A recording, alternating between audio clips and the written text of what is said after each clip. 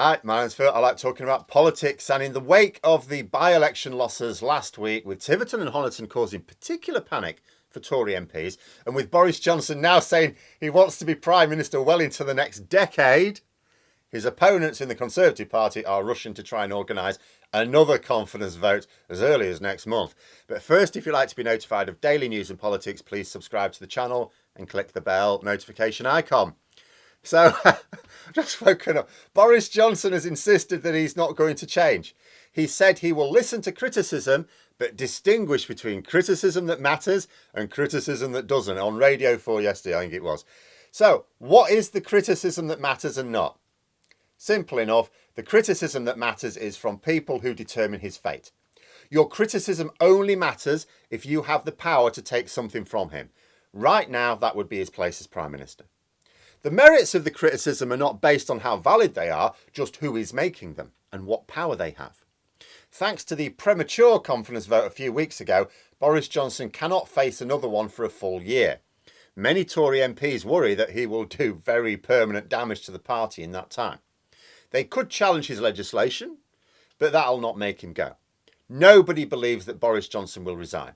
How many times have we seen psychologists saying, well, look, you can't normally profile someone from distance, but he clearly lacks empathy. He's a blatant narcissist. Essentially, Johnson is not necessarily a stupid man, but his perceptions of reality are not normal. What seems to be an untenable position to us does not to him. He says he wants to carry on as Prime Minister into the middle of next decade. The public and about half of his MPs don't want him to carry on into the middle of next week. He was asked what would make him resign this weekend. He said his cabinet forcing him not to defend Ukraine. Doesn't even take the question seriously. He's not resigning. He has to be forced out.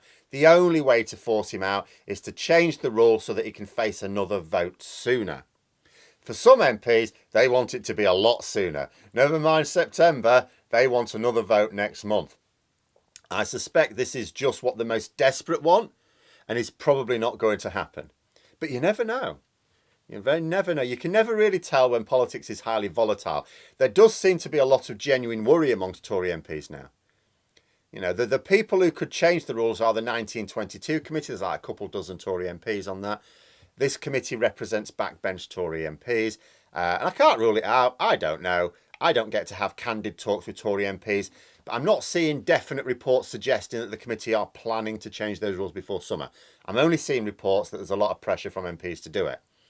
The committee is also up for election in 4 weeks' time, so it could change. You know, there's now a battle taking place in the Parliamentary Conservative Party.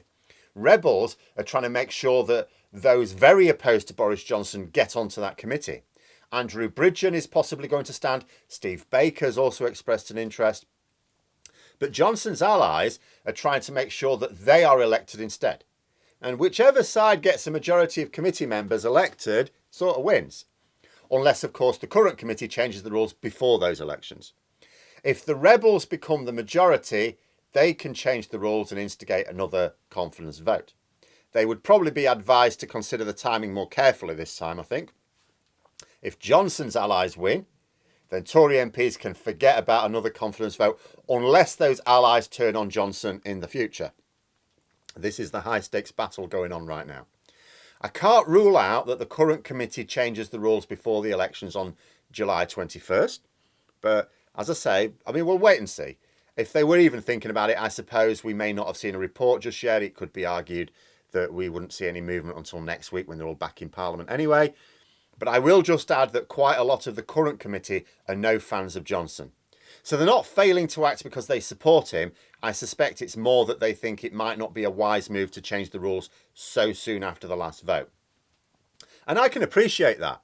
Because imagine what it looks like. What would it look like to the wider public if the party has a confidence vote just a few weeks after the last? And then think about the results. What would it look like if then Johnson lost it? So he goes from winning it a few weeks later to losing it. That just shows that MPs changed their mind because he lost a by-election that everyone knew they were going to lose, but somehow not Tory MPs. That makes them look both selfish and out of touch at the same time, because they wouldn't be getting rid of Boris Johnson because of his behaviour. They'd be getting rid of him because he lost them a seat they didn't think they'd lose. That's not a great look for a bunch of privately educated millionaires trying to persuade people on slave wages to vote for them. For opposition parties, there is now no bad outcome. Let's consider some possibilities. So, first, Johnson gets his cronies into enough committee positions to block another vote. He turns the Conservative Party into a toxic brand with voters. Labour still have work to do. They mustn't repeat past mistakes and just think they can sit back waiting for the Tories to implode. They won't do that without pressure. But I have reasonable hopes that they will keep poking. This is the best outcome for Labour. The best outcome. Second possibility is that there is a confidence vote and Johnson wins it again, maybe by a narrower margin.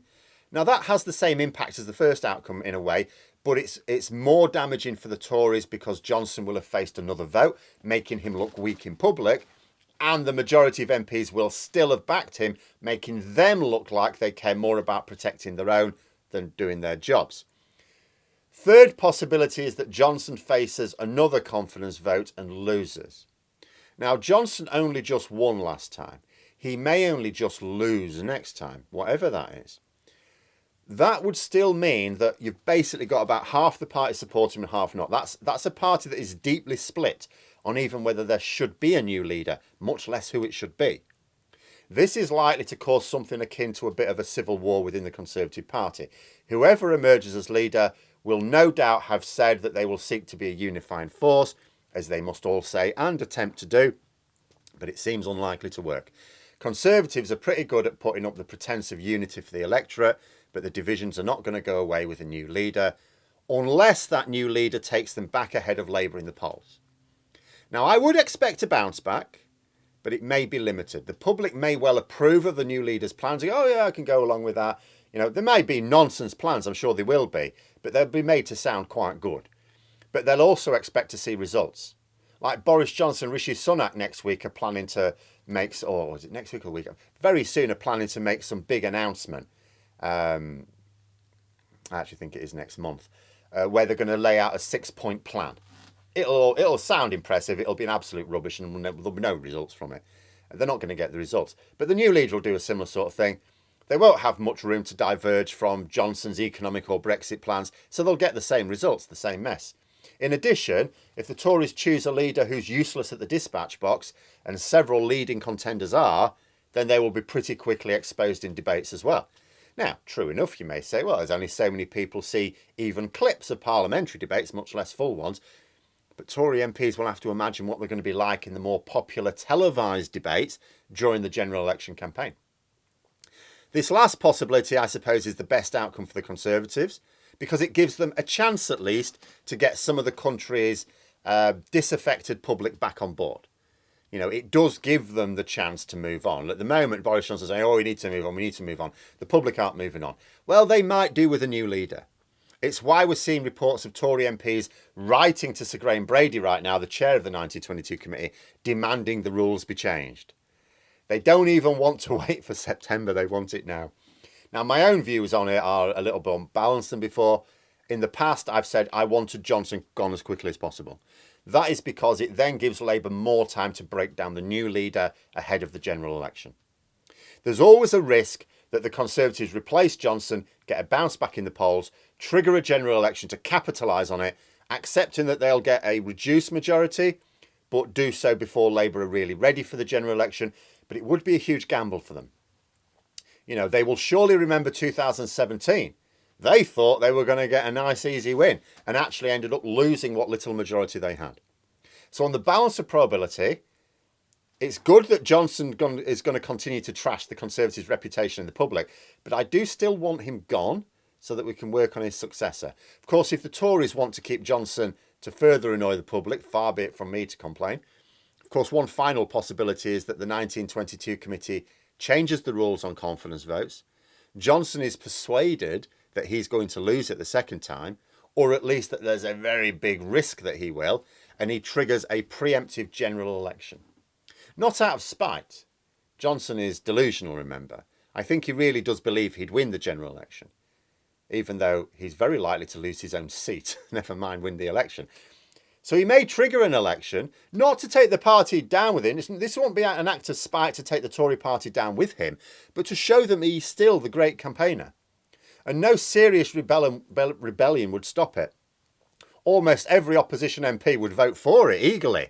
So Johnson would only need a few dozen Tory MPs to back it, which he'd easily get.